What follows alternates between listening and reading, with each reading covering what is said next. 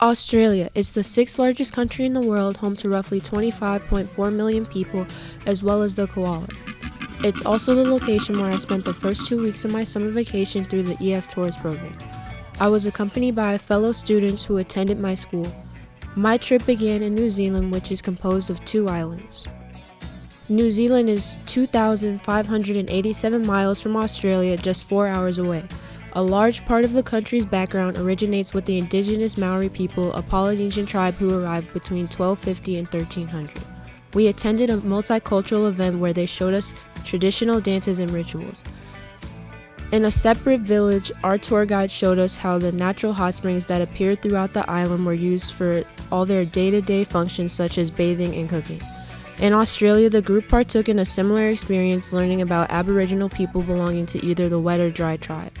We learned their ancestors had to use handmade tools to survive the forest and live off the land. We learned a broader origin story of Australia at the Sydney History Museum, including British influence. Because of Australia's past of being a convict country, many of the original structures were torn down. Those structures were replaced by buildings like the Sydney Tower, Sydney's tallest building. Another notable architecture of Sydney is the famous Sydney Opera House, with sails as the roof modeled after the scenery of the harbour.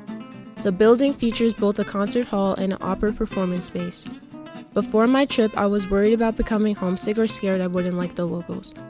But I love the free time at the end of the day, walking around the city and exploring the side streets with my friends. We didn't always have the most successful excursions, but laughing about how lost we were wasn't any less meaningful. In my 2 weeks of visiting Australia and New Zealand, I may not have learned everything there is to know about either country, but I definitely gained timeless memories.